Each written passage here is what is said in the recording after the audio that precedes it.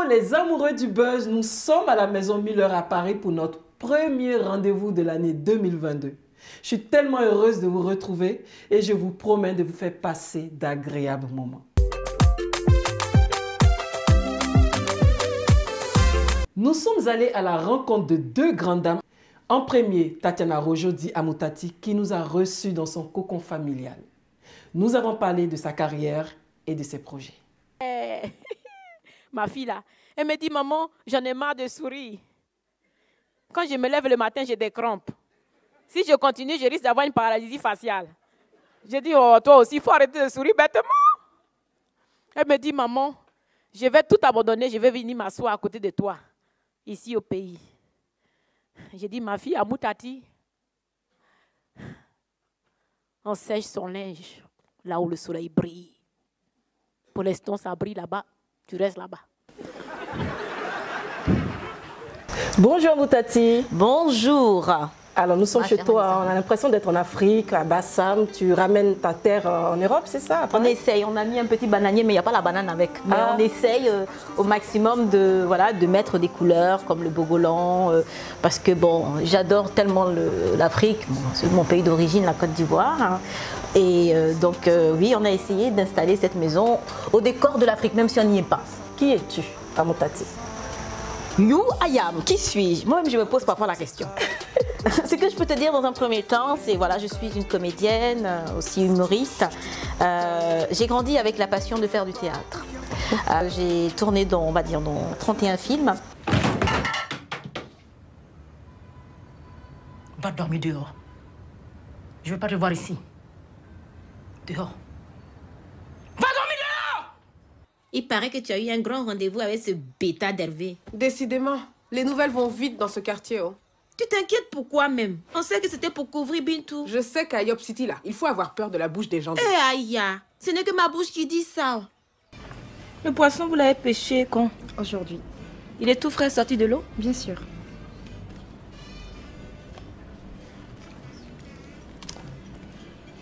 J'hésite. Là, vous hésiterez moins, vous aviez la carte des vins.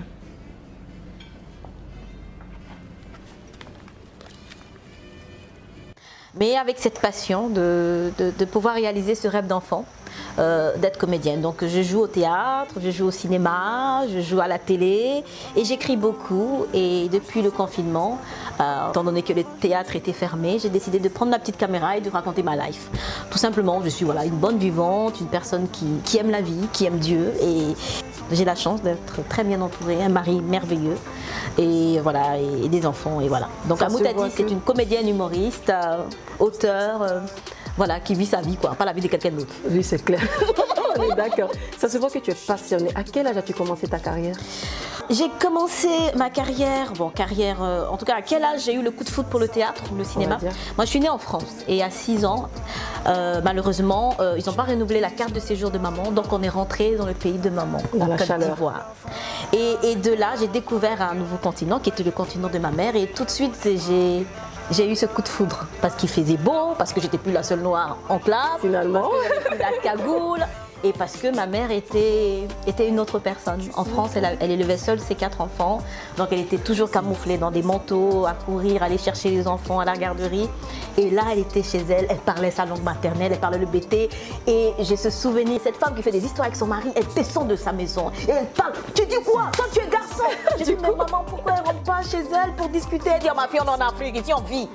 Et voilà, c'est de là est parti ce coup de foudre du théâtre. Et j'ai dit, si un jour je suis grande, j'essaierai de parler de montrer cet univers d'Afrique, de la Côte d'Ivoire, parce que l'Afrique c'est vague, hein, de la Côte d'Ivoire, en tout cas telle que je la connais, parce que c'est vrai que j'ai vécu dans des périodes quand même très très difficiles, parce que ma mère, on a manqué de beaucoup de choses, mais on a eu l'essentiel, on a eu la joie de vivre, on a eu la foi.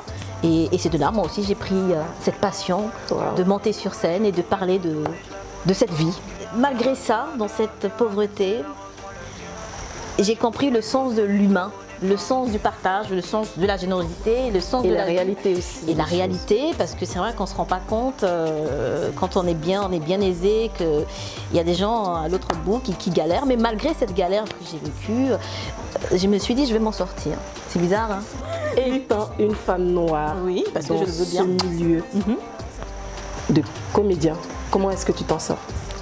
Je raconte souvent ce témoignage.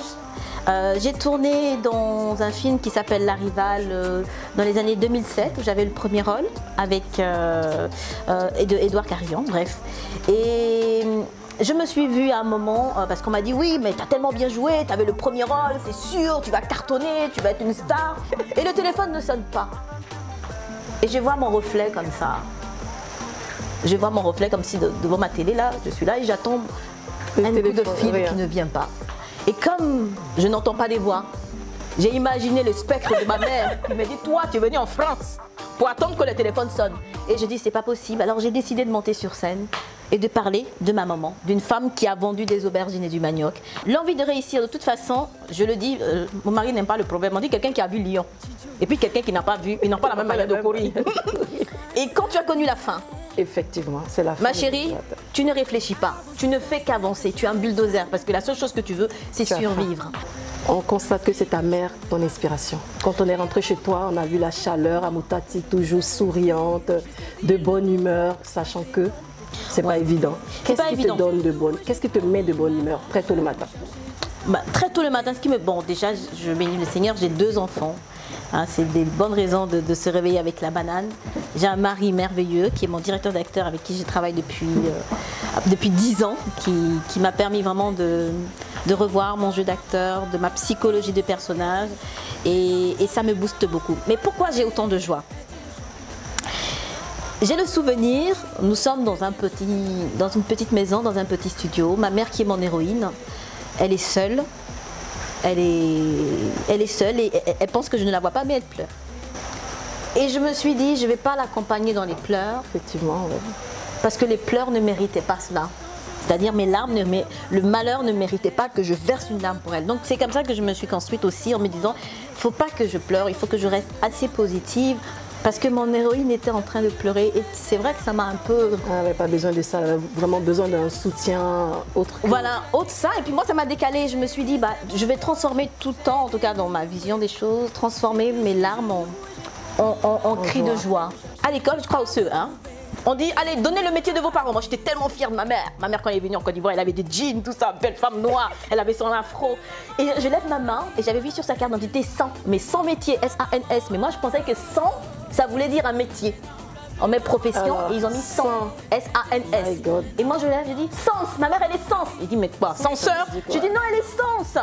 C'est écrit Sens sur sa carte. Mais il me dit, épelle-moi, Sens. Je dis, mais S-A-N-S. Il dit, ta mère, c'est une ménagère, elle travaille pas, assieds-toi. Tu sais, ils font jamais dans la douceur, les maîtres. Donc, mon héroïne, ma reine, était pour eux une femme sans métier. J'ai pas eu honte de ma mère, mais pour moi, elle était plus que tout pour moi. Donc, je me suis dit, si un jour je deviens grande, mes enfants n'auront pas honte.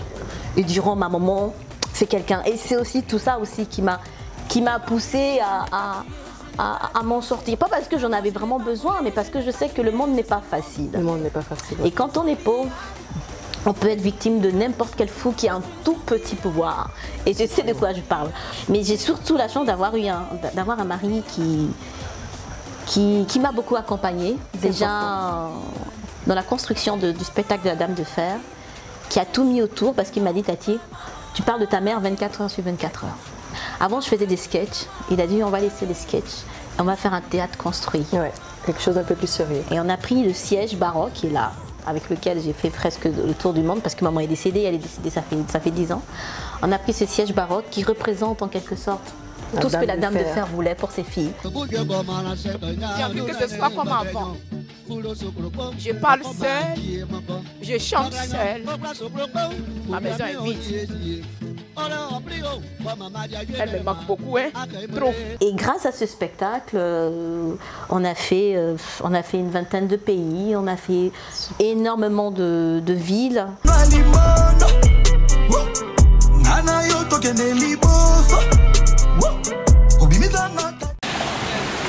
Bonne arrivée à San Pedro. Merci. Ce soir, c'est le spectacle de Amoutati. On va faire le show. Quand tu montes sur scène, ton test, ton scénario, Tu l'oublies ou tu le mémorises ou c'est quoi? Ça vient spontanément ou c'est naturel? Déjà, moi, le texte, je le connais. Parfois, je le change, mais ce qui fait la différence, c'est le parcours émotionnel que je me donne. Avant de monter sur scène, il y a tout ton travail d'acteur. En fait, tu slalomes quand tu es comédien. La Dame de Fer, elle monte sur scène pourquoi? Pourquoi je monte sur scène? Parce que je veux m'en sortir. Donc tout ce que je dis au fond de moi, il y a ça au fond de ma poitrine, le bas de mon ventre, cette émotion première que je veux m'en sortir. Et le public en face?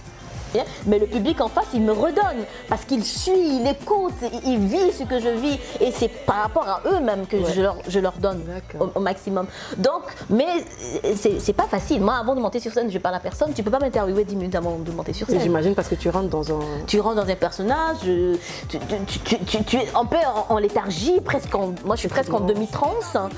Mais le plus important, c'est mon travail de texte que j'ai fait auparavant, de revenir sur les phrases, de revenir faire un slalom, le point témoin, avec ce mot-là, est-ce que je vais toucher quelqu'un? C'est l'épaisseur de mon jeu. Sinon, c'est vrai que c'est le même test, les gens ont l'impression de dire « Mais tu as changé quelque chose, tu as changé quelque chose !» Je dis « Bah non, je n'ai pas changé, ma chérie. J'ai juste renouvelé mes émotions, je suis juste rentrée en profondeur de moi. Qu'est-ce qui motive cette femme? Je me repose toujours ces mêmes questions. Je me redis toujours, il va falloir que je donne au maximum. Mais bon, c'est le travail d'acteur. Hein. Ton mot de fin? Mon mot de fin, ça va être très général. Hein. Que la joie soit avec toi. Que la joie soit avec toi. Merci. Merci de nous avoir reçus chez toi. De rien, ce fut un plaisir. Ce fut un plaisir. N'est-ce pas? Oui. Babette de Rosières, l'initiatrice de la 7e édition du Salon de la gastronomie des Outre-mer, qui aura lieu du 28 au 30 janvier 2022, a bien voulu se confier à nous. Bonjour, bienvenue à la case de Babette. Et bien voilà, Babette en personne pour vous recevoir. Allez-y, entrez. Venez avec moi, on va passer au bar, je vais vous préparer un petit cocktail. Et puis après, on va bavarder un peu autour de Babette. Et ce petit punch Babette, évidemment, ne va pas sur quelque chose à grignoter. Alors, je vais vous faire des petites crevettes. C'est une petite surprise. Alors, on va commencer à faire le punch Babette. Dans les îles Cassiropou, le rhum! Le rhum, donne du rhum à ton homme! Ben voilà, alors là, on va faire le rhum. Alors, Josie, donne-moi du rhum, s'il te plaît. Donne-moi du rhum, Josie, donne-moi des glaçons. Josie, c'est la personne qui m'accompagne ici, c'est la responsable des restaurants. Alors quand je lui demande, elle me donne, c'est comme ça qu'on travaille en tandem. Alors on va mettre un tout petit peu de sirop. Je mets un tout petit peu de liqueur. Vous allez connaître mon petit secret pour le punch Babette. Hein. Après, je vais mettre le bon rhum de Martinique, hein, parce que là, c'est ça qui nous donne le tête. C'est ça le petit secret. Si Francky Vincent était là, il aurait dit donne du rhum à ton homme. Voilà. Et là, je vais mettre différents jus de fruits pressés. Alors, je vais commencer par mettre le petit jus de goyave. Après, à côté, je vais mettre le petit jus d'orange. Voilà. Et après, je vais mettre un petit jus de banane. Voilà, un petit jus de banane. Ça fait un petit mélange. Et puis après, je vais agrémenter tout ça avec un petit peu de grenadine. Voilà. Après, je vais juste remuer un petit peu comme ça. Voilà. Je vais mettre quelques rondelles de citron vert dedans. Plein de couleurs. Ben oui, hein, vous allez voir. Voilà. Et puis après, je vais mettre le petit bébé par-dessus. Un tout petit bébé par-dessus comme ça. Allez, regardez mon petit bébé comme ça. Et je vais mettre 2 pailles parce que c'est un amoureux. Alors je mets 2 pailles, une paille pour monsieur, une paille pour madame. C'est simple comme bonjour, voilà, et ça demande qu'à déguster. C'est pas souvent qu'il y a des personnes qui rentrent dans la cuisine de Babette. Hein. On va faire une petite cassolette de gambas. Ce sont des gambas qui viennent de Madagascar. Et on va le faire avec une petite sauce safranée comme à l'huile de la Réunion. Mais à l'huile de la Réunion, on ne met pas de colombo. On utilise uniquement du curcuma. Donc moi, pour ma coquetterie, voilà tous les ingrédients qu'on met dans le plat. Un tout petit peu d'huile. Vous regardez le déroulé. Je mets un tout petit peu d'huile. Voilà. Ensuite, tu me donnes les oignons, Omar. Les oignons. Alors c'est un mélange d'oignons, d'ail et d'échalotes. On fait revenir tout ça. Après, je vais prendre la ciboulette, de l'ail, la ciboulette. Voilà. C'est ça le chef. Le chef travaille et puis on nous donne tout, quoi. Voilà. On va mouiller avec un tout petit peu d'eau. Voilà. On va mouiller avec un petit peu d'eau et on va faire la sauce. Alors la sauce, je vais commencer par mettre le curcuma. Même si c'est Colombo, c'est pas grave. Le curcuma. Vous avez vu? Est-ce que vous sentez l'odeur déjà? Ça vous donne envie de manger ça? Ah! Là, je vais mettre un peu de peau de crustacé, un peu de poivre. C'est bien relevé, hein? Je vais encore continuer à touiller. Ça, c'est un plat qui se fait très rapidement. Je vais rajouter encore un petit peu d'eau. Omar, tu m'en mets un peu. Et voilà, regardez ce que ça donne déjà. Regardez-moi ça. Est-ce que ça vous donne envie déjà de manger? Hein, vous avez envie de manger là, hein? Vous avez faim là, hein? Eh bien, vous allez attendre. Alors maintenant, je vais mettre... regardez-moi comment c'est bien. La sauce, elle est faite. Et là, vous savez ce que je vais mettre là? Je vais mettre le lait de coco. D'accord? Je vais continuer à touiller. Et ma sauce, elle n'est pas salée encore. Mais je vais mettre mes crevettes. Alors, ils sont dorlotés. Ils sont châtrés. Hein? Ils ont perdu leur virginité. Voilà. Je les pose délicatement parce que ce sont les vedettes. Hein? Il faut les chouchouter. Ah, ce sont les vedettes. Et là, je les laisse mijoter tranquillement en rajoutant mon jus de citron. Voilà. Je rajoute un tout petit peu de sucre pour casser l'acidité. Et après, en dernière minute, je vais saler. D'accord? Regardez-moi ça. Hein? Alors, je vais baisser mon masque un tout petit peu pour goûter. Je goûte à l'antillaise. Et là, je vais rajouter le sel. Il est où le sel là? Je vais rajouter un tout petit peu de sel. Omar, il manque un petit peu de piment. Alors, le piment, c'est ouïe, maman. Donne-moi une petite cuillère. C'est ouïe, maman. Oui, mais tout est fait ici. Vous aimez bien pimenter ou pas? Bon, allez hop. On met du piment. Il a demandé le sucre, Omar. Voilà. Voilà, et vous voyez? Quand on met le lait de coco, on n'a pas besoin d'autre chose. Ça épaissit tout seul. Ça épaissit tout seul. Et voilà, dans 2-3 minutes, c'est cuit. Ne casse pas trop.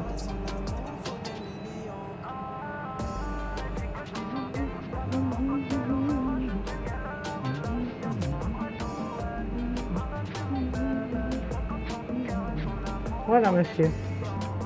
Voilà, monsieur, votre assiette. Figurez-vous que quand j'ai monté mon premier petit restaurant, je n'avais pas un seul client. Je venais de démissionner parce que je ne fais pas les choses à moitié. J'ai démissionné de l'ORTF pour me mettre à temps plein dans mon petit restaurant, pensant dans ma tête les étoiles, je vais travailler beaucoup, je vais créer mes petits plats, je vais donner plein de bonnes choses aux gens. Mais finalement, non, personne ne rentrait dans ce restaurant. Tout le monde me regardait, passait, je les voyais qui passaient. Personne ne rentrait. Je vais mettre des punches. Et comme à l'époque, il n'y avait pas de rhum agricole, j'ai fait venir des bocaux des Antilles avec du rhum agricole et des fruits. J'ai commencé à remplir mes bocaux de fruits, de rhum, j'ai fait macérer et j'ai aligné tous mes bocaux sur le bar. Et les gens, quand ils passaient, ils regardaient comme ça. Ça les interpellait. Et là, ils voyaient les bocaux et ils rentraient. Et c'est comme ça que j'ai commencé à faire ma clientèle. Une fois qu'ils rentraient, je leur faisais goûter des petits ponches. Après, je faisais goûter des petits acras. Ça a commencé comme ça. Et mon restaurant ne s'est jamais désempli. Tout le monde était debout, comme des mouches. Comme j'étais en face du Fer du Bergère, je restais très tard après le spectacle. Tout le monde voulait. C'était devenu le petit coin, le petit troquet à la mode. Bon, je pense que cuisiner, c'est quelque chose qu'on a en soi. On n'apprend pas à cuisiner. Je n'ai jamais appris à cuisiner quand j'étais chez mes parents. D'ailleurs, la cuisine était séparée de la maison, c'était interdit aux enfants. En revanche, je goûtais beaucoup. Dès que le plat était fait, je savais où ma grand-mère cachait le plat. Et là, je goûtais beaucoup. Donc, je peux dire que je suis tombée dans une marmite d'épices par rapport aux odeurs que j'avais tous les matins dans mon nez. Et en même temps, quand je suis arrivée à Paris, j'ai essayé de retrouver ces épices, c'est tout ça que je n'ai pas trouvé. Et c'est la raison pour laquelle je me suis dit, écoute, tu vas te débrouiller, mais il faut que tu te nourrisses. Donc commence à chercher des petites choses qui te rappellent ce que tu mangeais quand tu étais enfant et tu vas essayer de cuisiner toi-même. Et c'est comme ça que j'ai commencé à cuisiner toute seule. Quand je rentre dans ma cuisine, les clients sont là, je ne connais plus personne. Même si 2 minutes après, on mangeait ensemble, on rigolait ensemble, c'est terminé. Le client est là, nous sommes en représentation. Donc, il faut bosser, il faut y aller. Et le client ne doit pas attendre. Et chaque client est individuel. Il peut avoir 10, 20, 100 clients dans la salle. Tu travailles pour chaque personne individuellement. Tu confectionnes l'assiette de chaque client. Et toujours avec le même amour. Parce que la cuisine, c'est aimer les autres, c'est donner aux autres. C'est pas pour soi qu'on cuisine. On cuisine pour les autres, pour faire plaisir aux autres, pour donner du bonheur aux autres. C'est pour ça que j'ai choisi ce métier. C'est un métier de bonheur. Actuellement, je suis en train de préparer mon salon et c'est ça qui me prend beaucoup de temps. Puisque mon salon, c'est 28, 29 et 30 janvier à la Porte de Versailles. On a commencé avec 70 stands et maintenant, on est à la Porte de Versailles, on a plus de 140 stands. Je ne peux pas faire plus grand parce que ce salon, c'est comme ma maison. J'ai pris un architecte d'intérieur qui fait les codes couleurs, qui fait l'idée même de la décoration du salon dans sa globalité. Et après, j'ai mon standiste qui décore comme des petites cases créoles. Vraiment, c'est fait avec beaucoup de finesse, beaucoup d'élégance. Parce qu'il faut aussi qu'on montre aux Antilles, il y a du beau, il y a du bon et on a du talent. Mon mot de fin, c'est de dire aux gens, quand vous avez choisi un métier, quoi qu'il arrive, allez jusqu'au bout de vos rêves. Parce que si j'avais écouté les gens qui m'avaient dit de ne pas faire ce métier, si j'avais même écouté ma mère qui m'avait dit tu choisis entre moi et ce métier, j'avais choisi autre chose que ce métier, j'aurais beaucoup regretté. C'est un métier qui m'a beaucoup apporté. C'est un métier qui... On fait de la politique en fin de compte dans ce métier. Parce que vous rencontrez tout le monde, vous parlez de tout. C'est vraiment très enrichissant. Et puis avec mon couteau et mon tablier, j'ai fait le monde entier. Je me suis retrouvée à l'ONU à travailler pour Ban Ki-moon, à travailler pour tous les chefs d'État, à travailler pour toutes les têtes couronnées. Je suis allée partout avec mon couteau et mon tablier. Tout ça pour dire aux jeunes, c'est un métier qui ne connaît pas le chômage. C'est un métier qui ne vous procure que du bonheur. Même si c'est un peu compliqué parce que les horaires, il ne faut pas les compter. Mais il faut savoir que c'est que du bonheur.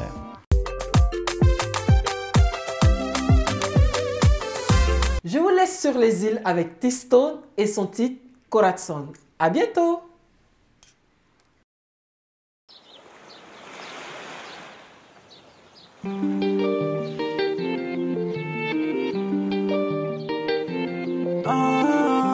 Elle dit que je suis sous gangsta comme ma cocktail au verre, ajoute du miel à la relation. Fuck boy, les petits cuits sont remèdes et puis sont poison. J'ai réussi à sceller son corazon. Elle kiffe comment je parle, comment je fais ça, comment je fais ça. Donne-moi ton snap, c'est carré. Bébé, t'es belle et t'es canon. Si tu me cherches, tu goûtes au canon. Fais pas ouf, y'a pas de boy pas loin. J'suis dans le pis, j'suis dans le sale, moi. Tous mes potes attendent des pavons. J'ai la quiche dans le balmain. Un carré vip, y'a pas de plafond. Elle tient la rose, moi le gun. Pour elle, je pourrais tout donner, je la connais par cœur. Elle tient la rose, moi le gun. Pour elle, je pourrais tout donner, je la connais par cœur. Fuck boy, elle dit que j'suis son remède et puis son poison. J'ai réussi à sceller son corazon. Elle kiffe comment je parle, comment je fais ça, comment je fais ça. Fuck boy, elle dit que son remède et puis son poison. J'ai réussi à sceller son corazon. Elle kiffe comment je parle, comment je fais ça, comment je fais ça. J'arrive en coach, Louis Vuitton dans la boîte. Le car est plein, y'a v'là les go, là j'suis rapote. En vrai j'suis bien avec mes potes et 2-3 tasses. Et si les poches sont pleines, me demande pas qui sont les liasses. Air Force One blanche pétante, moi j'décale en 2 temps. Elle dit que j'suis nocif pour elle, que j'suis trop embêtant. Mais c'est tout ça, yeah man, j'en ai encore fait ça. Mais c'est tout ça, yeah man, j'en ai encore fait ça, encore fait ça, encore fait ça. Elle tient la rose, moi le gun. Pour elle je pourrais tout donner, je la connais par cœur. Elle tient la rose, moi le gun. Pour elle je pourrais tout donner, je la connais par cœur.